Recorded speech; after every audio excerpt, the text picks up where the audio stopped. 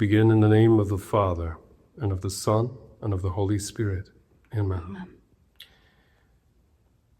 We have heard that on May the 5th, of the year of our Lord 2025, how lightning was seen above the dome of St. Peter's between 2:40 and 3 a.m. in the morning. A burst of thunder woke many in Rome, according to Moynihan and other eyewitnesses.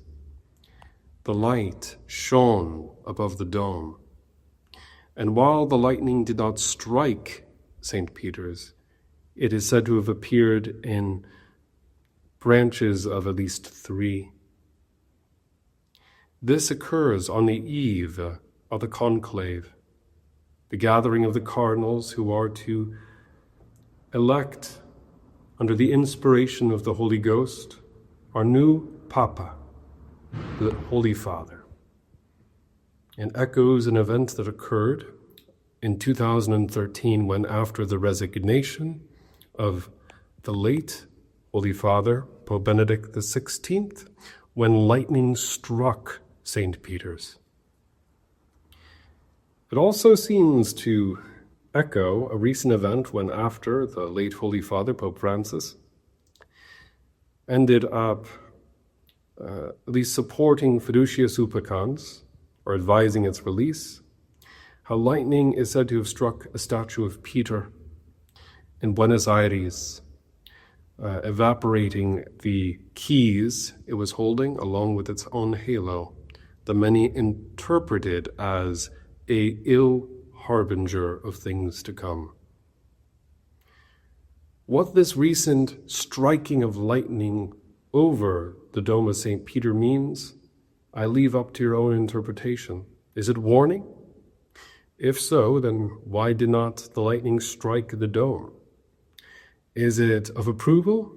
Well, it seems to echo kind of closely what occurred after the resignation of Benedict. What is certain, brothers and sisters, of every Christian denomination, background, and all people of goodwill, is that we must pray for the cardinal electors, that they may walk not according to the spirit of Babel, the confusion of this world, of political machinations and division, but instead to walk in union with the will of Jesus Christ, the Father and the Holy Spirit.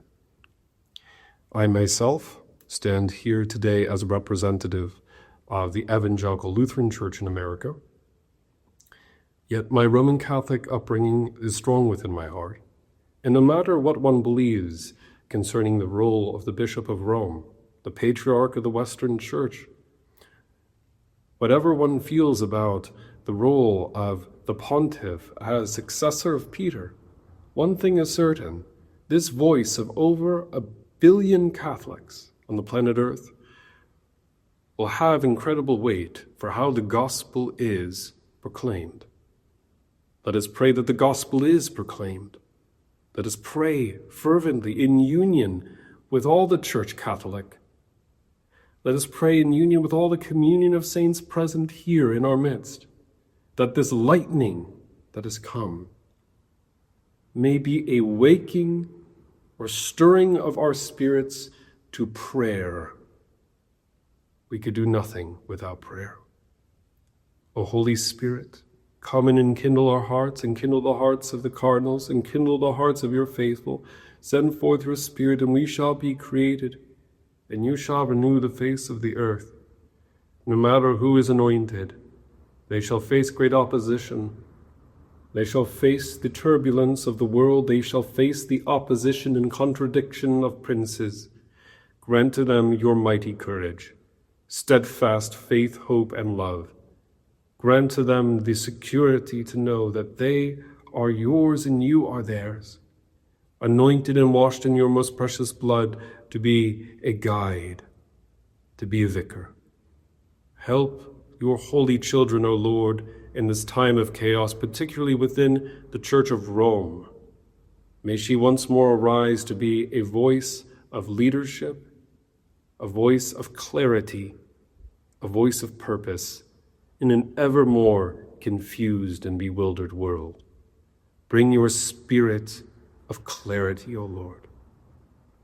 Thou who move the nations, thou who settest up kings and bring them down, and thou who anoint priests after the order of Melchizedek to offer to your holy people word and sacrament. Raise up a mighty pontiff for this church and grant us peace. May the grace of our Lord Jesus Christ, the love of God, and the communion of the Holy Spirit be with you all. Pax Vobiscum.